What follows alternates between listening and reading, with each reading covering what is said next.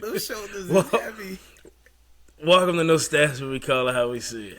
Back again with another one. Back again, good brother. And before we jump in to this episode, make sure y'all like, share, comment, subscribe.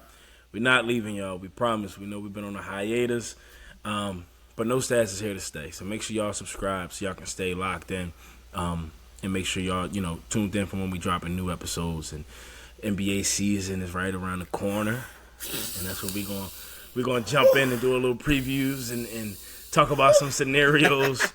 But before we jump in, make sure y'all keep doing y'all thing so we keep doing ours. And as Peach always says, love is love, baby. Love is love, baby. Love is love. Watch the handle, it takes skill. We gotta run it back. We in the field, and you said it exact. You in your field, we looking for the facts. Let's keep it real, yeah, we talking no stats.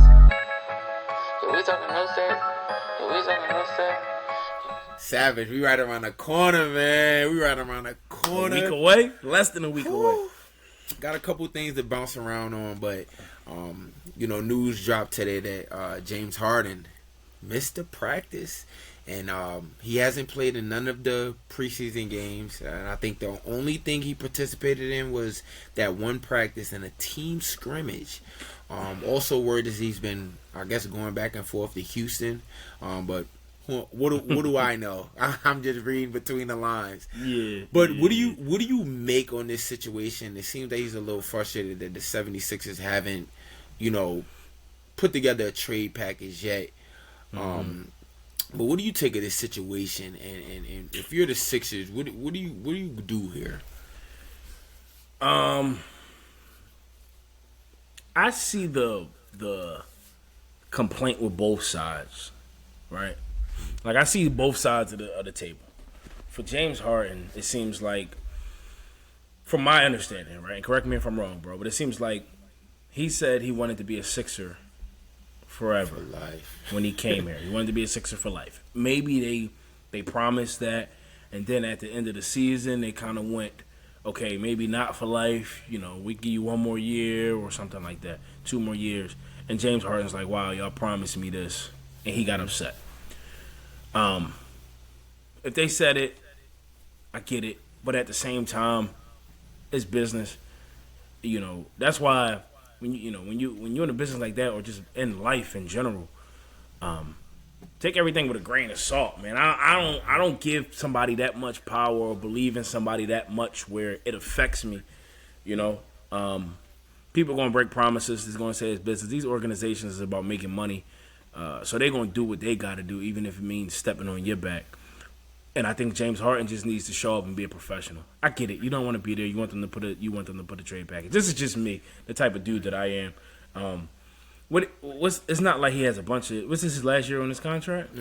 He opted in he opted into his last year.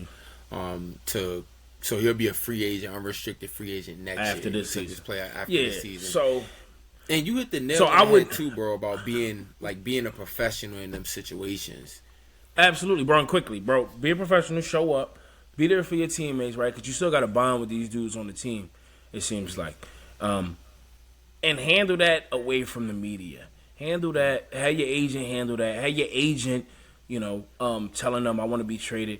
And it's becoming a pattern with James Harden, right? He had got fat as hell in Houston when he wanted to be kicked out. Like, you can't just keep whining and getting fat and going to Houston and doing these type of things. It's just a bad look as a professional. It's super messy, bro. And I think Matt Barnes has said this, but it's like this gotta be like your last go round, because you see now it's a pattern for guys that get in this mode of when the game is slowly passing them by, they play their way out of the league. And of course, you got your guys that get blackballed out of the league, like the J.R. Smith, the Amon Shumpers. Melo is another one who arguably deserved to be on the team last year as well. But the way James Harden's situation is like different. It's like he's not a long-term investment anymore. He's a guy you bring in, you try to win right now, but his past 2 trips, his past 2 stints, as soon as one thing fucking happens, he's bolting for the door. So, if I was the Sixers, I would I would try to get this done like immediately. Try to at least get something back, even if you don't trade him. I've said this before. I would be like the Spurs. I would send his ass to fucking Taiwan or fucking Canada or anything like that. Let him play over there. Give me back a couple players like that since you want to act like that. But also too, like you said, you understand both sides. Whatever he was promised should have been worked out behind closed doors, like you said. Yeah. It should have been, bro. But you don't. I don't know. Maybe it's just me. I don't put that much trust in nobody's word. You know, like no matter who I'm talking to, especially in the business world, you understand, bro. Sometimes corporate or them people in them higher offices that's making money, man. That sometimes it's worse than the streets. Yeah, like, they'll backstab you in a minute, and they won't think twice. You know, so I don't hold nobody word to that high of a standard. You can tell me that, I believe it when I see it. I don't get too hyped, too overzealous. Stay even kill in all those situations. So just go about your business as a professional, as a basketball player. And that's that. But man. All right. Well, off of the political side of things, man, I've been catching a little bit of preseason basketball, and bro, when I tell you, like, I'm so pumped for. It's just so many different situations. I mean, we were just talking before we hopped on live about Jordan Poole's 29 points at halftime just now. Can we book Jordan Poole scoring champion next year? Like, can we book that already? And because I was looking at the odds the other day, and he's not even like top 10. Like, that could be like a sneaky dark horse pick. Yeah, I like it, bro. When you think about the landscape of the NBA, a lot of these dudes have somebody else. And not that you still can't lead the league in scoring, but it's a lot more sharing to go around. You got Dame with Giannis, Bron and AD, KD and Devin Booker. I'm trying to think who's usually Luka could still. Because Luka Embiid still too. Embiid still. Yeah, Embiid might. He led it the last 2 years too, right? Facts. It could be Embiid. It could be Embiid. But I think that's a good bet for value wise. If he's not in the top 10, value wise, sprinkle some on it. But Jordan Poole, I was catching the Celtics the other day. They look so potent with Porzingis out there at the 5 stretching the floor. He looks rejuvenated. He looks alive. Like, he looks like he wants to play fucking basketball, man. And I'm excited for that. I think this year with Brown signing that contract, Tatum getting another year under his belt of going deep in the playoffs, I think this team is really poised for that Eastern Conference showdown with Milwaukee, boy. Yeah, bro, you know how pissed I'm gonna be if we don't get that somehow. Like, if Miami come in and play spoiler again, bro, I am. This is Miami's. This is Miami's fall off a cliff year. I'm sorry for Miami Heat fans out there, because they always.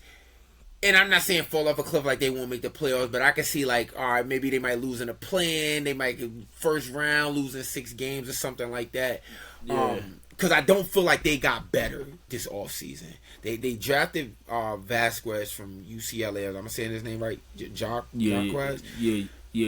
From UCLA. I know you're talking about. Who I think he's going to be phenomenal, but I still think they didn't really add no front court depth. Like, I love Bam, and I know the game is getting smaller, but when there's certain matchups that I feel as though that they need that extra size out there, so Bam's not getting expended or getting put in foul trouble and stuff like that. So that's my only thing with the Miami Heat. But like I was saying, bro, I'm excited. I'm excited for Scotty Barnes in Toronto. I pray that 10 games in, when they're 0-10 or 2-8, they fucking trade Pascal Siakam and OG and just completely give the keys to Scotty Barnes, man. Yeah.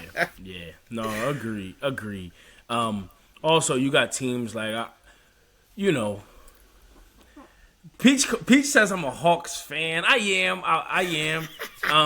But it's not like my Bengals fandom. I know we're switching back and forth, but I do like the Hawks. I'm interested to see how they look, because it seemed like they have some talent, but they got rid of John Collins, who went to Utah.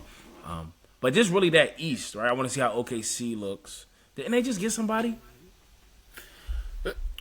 They got Kevin Porter, but they're gonna waive him immediately because of the legal issues and stuff. Which I don't think they need. I'm interested to see. And speaking of OKC, Chet, I'm ready to see him in the field. Like I'm excited. A big that's actually looking forward to the matchups. Dark horse to win Rookie of the Year, man, and he has a lot of built up. Like he got to get his shit off out there. I think a lot of guys were sleeping last year. But yeah, I'm excited for Chet and the OKC team just in general. Shai Gilgeous-Alexander coming off an All NBA first team and fucking the developing Josh Giddey. I love Jalen Williams from Santa Clara. Like, oh man, I'm in my phone, bro, because it's something I wanted to talk about. ESPN dropped their top 10 players, and I wanted to criticize the list, break down the list, and then give our own list quickly. I'm trying to find it. I might have been better. I'm on Instagram. It might have been better just going.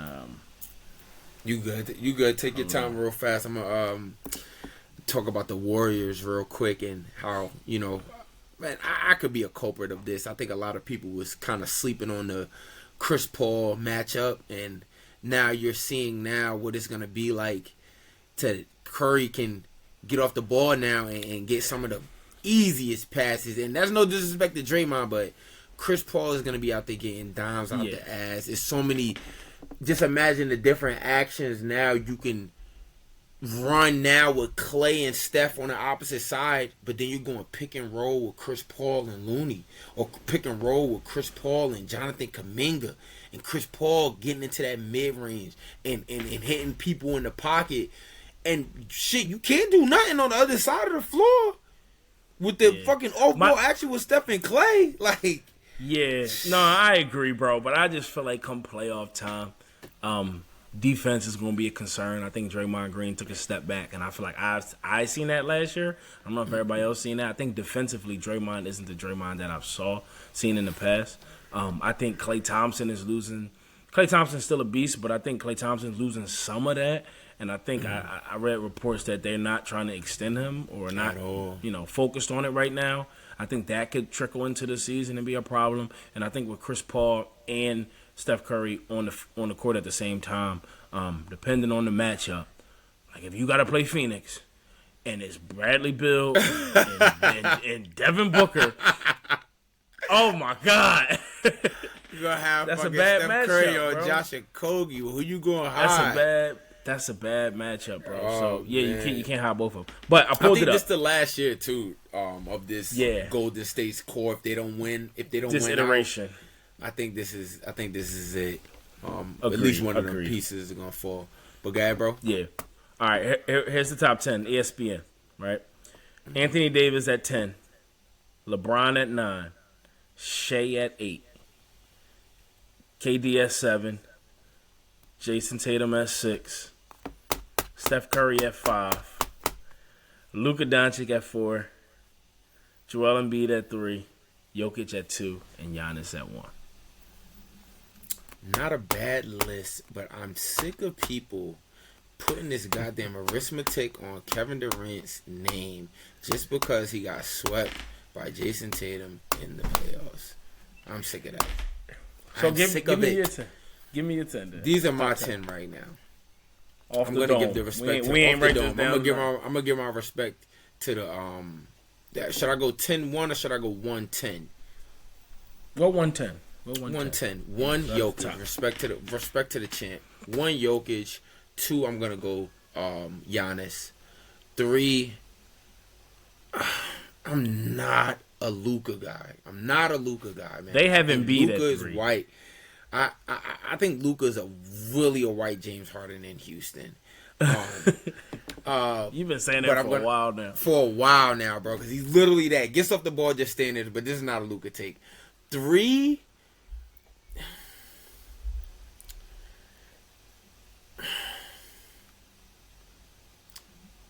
I know I just said what I said about Tatum, but I'm going to put Tatum at 3. Wow, okay. Tatum at 3. Jason Tatum at 3. I'm going to go Embiid 4.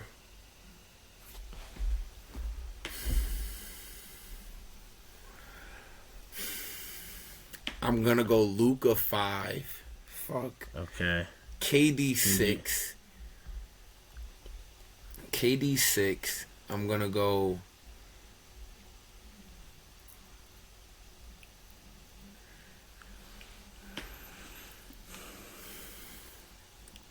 Bron 7.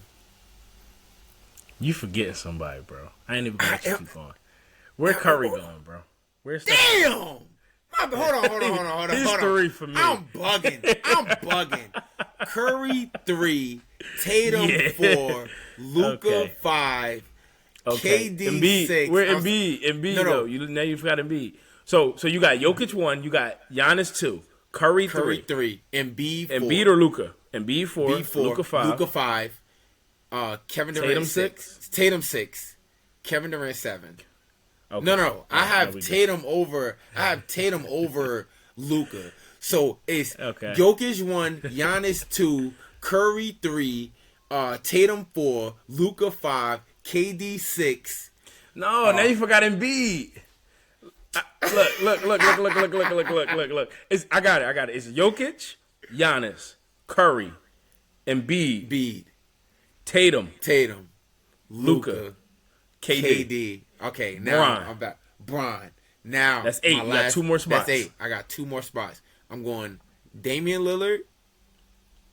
Like that at 9. And I'm gonna go, and it could be it's a toss up with the 3, but it times when he gotta give me can't one. come through. You gotta give me one. I'm gonna go Anthony Davis. Anthony Davis at 10. Okay, so no Shea. No Shea, not yet. Shea's 11. Not yet. He was part of that toss up. Him, Okay. Anthony Davis, and fucking Devin Booker was the toss up for the 10. Okay. All right. Yeah. So mine is I'm gonna put respect on Jokic's name. I got Jokic 1. I got Giannis 2. I got Curry 3. I do agree with that. I have. I got Tatum 4. Embiid 5. Embiid needs to get to a Eastern Conference Finals. Embiid 5. I'm gonna go Luka 6. I'm gonna go Peach about to hate me. Bron 7. Dame 8. What the fuck? He did not. Devin Booker 9 and KD 10. Bro, I was about to say shit. Get a new partner. And Damn.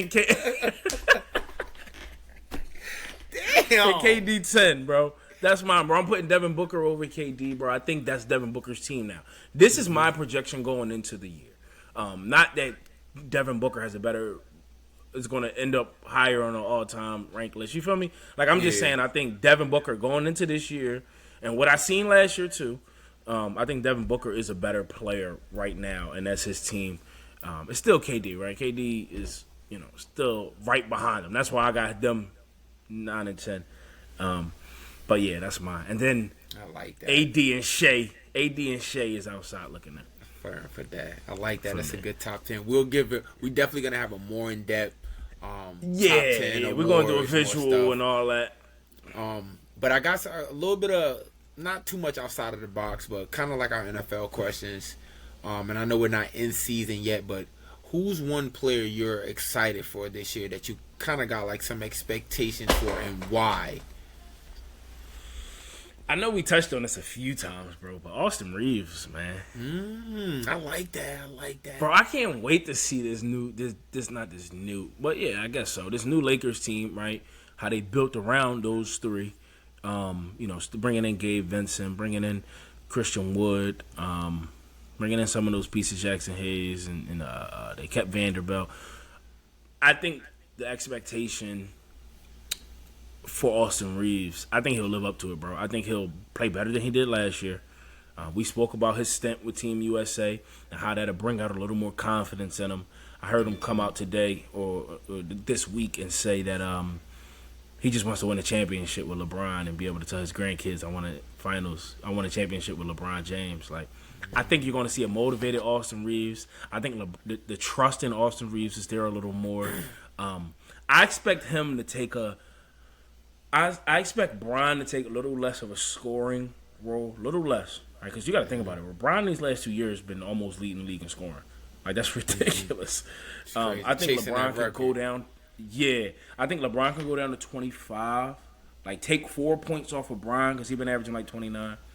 And put those 4 on Austin Reeves. So I don't know if Austin Reeves is averaging 16 or 17, but I can see him going up Being to that a 20. 20 point a game score. Yeah, It's so I'm good that the excited for Lakers that. trust him like that. That's a great player right there. Mine is very familiar. You're gonna definitely laugh when I say it, but mine is DeAndre Ayton, man. I'm super excited to see him in Portland as like a. I feel like Phoenix wasn't trying to make him a focal point or not looking at him as one of the big threes, and of course some of it was at his own fault. But when you're bringing in guys like you bring in Chris Paul, you bring in Kevin Durant, and you're trying to bring in Bradley Beal, and it's just like you're just pushing DeAndre just more and more on the back burner. And what did you really expect him to do in Phoenix this year? Just get rebounds and run track or cross country? It wasn't gonna give him the damn ball, Bro, But I think hold on now, though. Can I say this real fast? You said I'm probably gonna laugh or I'm probably gonna be upset. I don't dislike DeAndre Ayton. You started it by picking him over Luka. That's my only problem, bro. You said for those who haven't watched that episode, please go back in the archives. It's in there. Watch it. We picked top 5 players to start a franchise with, and Peach ranked DeAndre Timothy Ayton. I don't even know if that's his middle name. But he picked DeAndre Ayton over Luka Doncic to start a franchise. And Peach has been fired, and the NBA has, like, blacklisted his name. Oh my! He can't be a high school coach nowhere. It's over for his Let fucking me coach. let that shit down, man. Oh my God, I'm a big DA guy, but I think like in Portland, I think they're gonna look to him now to, be a focal point in offense. I know you still have Anthony Simons. You Bro, hold on, bro. I can't get that take out my head now. It's coming back in my head. All right, go ahead. My fault. I keep laughing. Go ahead. I'm serious. Bro, that was wild. But I'm saying 18 and 11 for DA this year. Okay. 18 Okay. and 11. And don't be I can definitely see surprised that. with another year under Chauncey Billups' belt. I think this team can have like a OKC last year type of season. Don't quote me on that. Sneak into the playoffs, Okay. get the 10th seed Play in the you West, gonna in say the playoffs. play-in. Specify play in in. the play-in. Sorry. The consolation. Sorry. The Seth consolation joint. we're gonna save this for a later take, but I don't think Seth is a fan of the World Cup play that's gonna be happening in the NBA midseason. I tried to explain it to him mid-season. earlier. No, if yeah, I'm gonna save it. But another player, real quick. Tyrese Maxey. If James Harden doesn't come back, I think Tyrese Maxey has to step into that number 2 role behind Embiid in Philly. And I think you see him make that jump as far as in stats and statistics, and even his impact felt throughout the course of the game and the course of the season. So Since you're on that, I like that a lot, bro. Since you're on that subject, if they was to move on to Harden, they move him to Clippers. What is your outlook on the Clippers team with the Harden, with the Paul George, with the Kawhi Leonard? Are you sold on that? nah, bro. I wasn't either. Why? Nah, Russ. I feel like it's just a bunch of pieces. I feel like the Clippers, man. You know what I say about some of these organizations. I don't know, man. I think Kawhi, the injuries, right? I think Paul George also with the availability. I think Russ. I like Russ a lot, but I think Russ and Harden is a little too much over there. I don't know, bro. It's just something that I can't buy into the Clippers. I just can't. I think a few years ago might have been their best shot. Maybe the bubble year, maybe that was. But I think this Clippers team is, we just got finished doing the NFL take, and we talked about the Chargers and how they got the talent. I think the Clippers is the Chargers. Ironically, they're both in LA. But yeah, I don't see too much going on with this Clippers team. I think you see, and we'll see this with a couple teams next year. I think after this year, we'll see a lot of new chapters being started. I think a lot of teams is going to start, looking in a different direction. And, I would say like the Clippers, I would say the Warriors, I would say like teams that we've been accustomed of in the past, of being like relevant, I think they're gonna start moving in different directions on where they want to go as an organization moving forward. So, agreed. This season is gonna be crazy, man. Be on the lookout Big for season. a lot of our NBA takes, man, because we about to get this motherfucking ball rolling, baby. Yes, sir. And Peach, and I'm not gonna let y'all forget, Peach said Lakers championship. So we riding. Peach is, I pulled over on the side of the road, and Peach was like, "Yo, bro, I'm hopping in." So he got in the car, and we driving down 95, blasting music on this Lakers bandwagon. Lakers. We riding that Peach Lakers is- wave, man. They look good, boy. Where Rui at, man? 15 points next week.